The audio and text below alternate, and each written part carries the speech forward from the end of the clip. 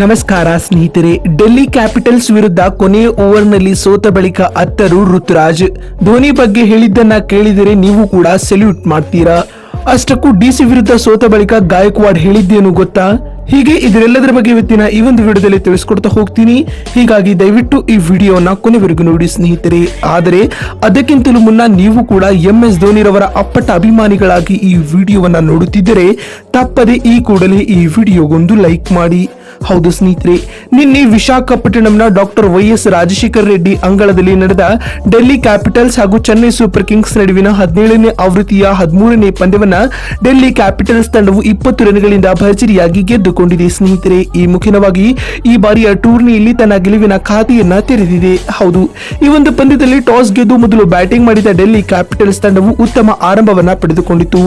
David Warner ಹಾಗೂ ಪೃಥ್ವಿ ಶಾ ಅವರು ಮೊದಲ ವಿಕೆಟ್ಗೆ 90 ರನ್ಗಳ ಜೊತೆ ಆಟವನ್ನ ಆಡುವ ಮೂಲಕ CSK ತಂಡಕ್ಕೆ ಕಠಿಣ ಸವಾಲನ್ನ ಒಡ್ಡಿದರು. ಕೊನೆಯಲ್ಲಿ ಬಂದ ನಾಯಕ ರಿಷಬ್ ಪಂತ್ ರವರು ಕೇವಲ 32 ಎಸೆತಗಳಿಂದ 3 ಸಿಕ್ಸರ್ ಹಾಗೂ 4 ಫೋರ್ಗಳೊಂದಿಗೆ 51 ರನ್ ಬಾರಿಸುವ ಮೂಲಕ ತಂಡದ ಮೊತ್ತವನ್ನ 190ರ ಗಡಿ ತಲುಪಿಸಿದರು ಸ್ನೇಹಿತರೆ. ಇದರೊಂದಿಗೆ ಡಿಸಿ ತಂಡವು ನಿಗದಿತ 20 ಓವರ್ಗಳಲ್ಲಿ 191 ರನ್ಗಳಿಗೆ 5 ವಿಕೆಟ್ ಕಳೆದುಕೊಂಡಿತು. ಇನ್ನು ಇತ್ತ ಚೆನ್ನೈ ಸೂಪರ್ ಕಿಂಗ್ಸ್ ತಂಡದ ಪರ ಬೌಲಿಂಗ್ ನಲ್ಲಿ ಮಹಿಷಾ ಪತಿರಾಣರವರು 3 ವಿಕೆಟ್ ಕಬಳಿಸಿ ಮಿಂಚಿದರು. ಇನ್ನು ಈ ಕಠಿಣ ಗುರಿಯನ್ನ ಬೆನ್ನಟ್ಟಿದಂತಹ CSK ತಂಡವು ಉತ್ತಮ ಆರಂಭವನ್ನ ಪಡೆದುಕೊಂಡಿರಲಿಲ್ಲ. ತಂಡದ ಮೊತ್ತ 3 ರನ್ ಆಗಿದ್ದ ವೇಳೆ ಋತುರಾಜ್ ಗಾಯಕ್ವಾಡ್ ರವರು 1 ರನ್ ಬಾರಿಸಿ ನಿರ್ಗಮಿಸಿದರು ಸ್ನೇಹಿತರೆ. ಇದರ ಬೆನ್ನಲ್ಲೇ ರಚಿನ್ ರವೀಂದ್ರ ರವರು 2 ರನ್ಗಳಿಗೆ ಸುಸ್ತಾಗಿ ಹೊರನಡೆದರು. ಇದರೊಂದಿಗೆ ಆರಂಭಿಕ ಆಘಾತಕ್ಕೆ ಒಳಗಾಗಿದ್ದ ಚೆನ್ನೈ ಸೂಪರ್ ಕಿಂಗ್ಸ್ ತಂಡಕ್ಕೆ ಅಜಿಂಕ್ಯ ರಹಾನೆ ಹಾಗೂ ಡ್ಯಾರೆಲ್ ಮಿಚೆಲ್ ಆಸರೆಯಾದರು.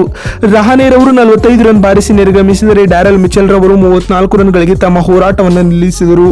ಇದಾದ ಬಳಿಕ ಬಂದ CSK ತಂಡದ ಯಾವೊಬ್ಬ ಬ್ಯಾಟ್ಸ್ಮನ್ ಕೂಡ ತಂಡಕ್ಕೆ ಆಸರೆ ಆಗಲಿಲ್ಲ. ಆದರೆ ಕೊನೆಯಲ್ಲಿ ಬಂದ MS ಧೋನಿ ರವರು ಡಮಾಲ್ ಡಿಮಿಲಾದ 37 ರನ್ಗಳ ಅದ್ಭುತ ಇನ್ನಿಂಗ್ಸ್ ಆಡುವ ಮೂಲಕ ಗೆಲುವಿನ ಆಸೆಯನ್ನ ಹುಟ್ಟಿಸಿದರು. ಆದರೆ ಕೊನೆಯ ಓವರ್ನಲ್ಲಿ CSK ತಂಡವು ಸೋಲನ್ನು ಒಪ್ಪಿಕೊಳ್ಳಬೇಕಾಯಿತು. ಈ ಮುಖ್ಯವಾಗಿ CSK ತಂಡವು ನಿಗದಿತ 20 ಓವರ್ಗಳಲ್ಲಿ ಕೇವಲ 171 ರನ್ ಬಾರಿಸಲಷ್ಟೇ ಸಾಧ್ಯವಾಯಿತು. ಇದರಿಂದ 20 ರನ್ಗಳ ವಿರೋಚಿತವಾದ ಸೋಲನ್ನ ಕಾಣಬೇಕಾಯಿತು ಬಂಧುಗಳೇ. ಇನ್ನು ಇತ್ತ ಡೆಲ್ಲಿ ತಂಡದ ಪರ ಮುಖೇಶ್ ಕುಮಾರ್ ರವರು 3 ವಿಕೆಟ್ ಕಬಳಿಸಿದರೆ ಖಲೀಲ್ ಅಹಮದ್ 2 ವಿಕೆಟ್ ಪಡೆದುಕೊಂಡಿದ್ದರು ಬಂಧುಗಳೇ. ಇನ್ನೀಗ DC ವಿರುದ್ಧ ಸೋತ ಬಳಿಕ ಮಾತನಾಡಿರುವ ಚೆನ್ನೈ ತಂಡದ ನಾಯಕ ಋತುರಾಜ್ ಗಾಯಕ್ವಾಡ್ ರವರು ಈ ರೀತಿಯಾಗಿ ಹೇಳಿದ್ದಾರೆ. ಟೂರ್ನಿಯಲ್ಲಿ ಇದು ನಮ್ಮ ಮೊದಲ ಸೋಲಾಗಿದೆ. ಇದನ್ನ ನಾವು ಅಕ್ಸೆಪ್ಟ್ ಮಾಡಿಕೊಳ್ಳುತ್ತೇವೆ. ಈ ಸೋಲಿನಿಂದ ನಾವು ಅನೇಕ ವಿಷಯಗಳನ್ನ ಕಲಿತುಕೊಳ್ಳುತ್ತಿದ್ದೇವೆ ಎಂದು ಗಾಯಕ್ವಾಡ್ ಹೇಳಿದ್ದಾರೆ. ಇನ್ನು ಮಾತು ಮುಂದುವರೆಸಿದ ಋತುರಾಜ್ ರವರು ಇಂದಿನ ಪಂದ್ಯದಲ್ಲಿ ಧೋನಿ ಅದ್ಭುತ ಇನ್ನಿಂಗ್ಸ್ ಆಡಿದ್ದಾರೆ. ಅವರ ಈ ಅದ್ಭುತ ಆಟವನ್ನು ನೋಡಲು ನನಗೆ ನಿಜಕ್ಕೂ ಸಂತೋಷವಾಗುತ್ತಿದೆ ಎಂದು ಋತುರಾಜ್ ಹೇಳಿದ್ದಾರೆ. ಸ್ನೇಹಿತರೆ, ನೋಡಿದ್ರಲ್ಲ ಬಂಧುಗಳೇ, ಡೆಲ್ಲಿ ವಿರುದ್ಧ ಸೋತ ಬಳಿಕ ಗಾಯಕ್ವಾಡ್ ಹೇಳಿದ್ದೇನು ಅಂತ ತಿಳಿಸಿಕೊಡುವ ನಮ್ಮ ಈ ಪ್ರಯತ್ನ ನಿಮಗೆ ಇಷ್ಟವಾಗಿದ್ದಲ್ಲಿ ತಪ್ಪದೆ ಈ ಕೂಡಲೇ ಈ ವಿಡಿಯೋಗೊಂದು ಲೈಕ್ ಮಾಡಿ. ವಿಡಿಯೋವನ್ನ ಇಲ್ಲಿವರೆಗೂ ನೋಡಿದ್ದಕ್ಕಾಗಿ ಧನ್ಯವಾದಗಳು.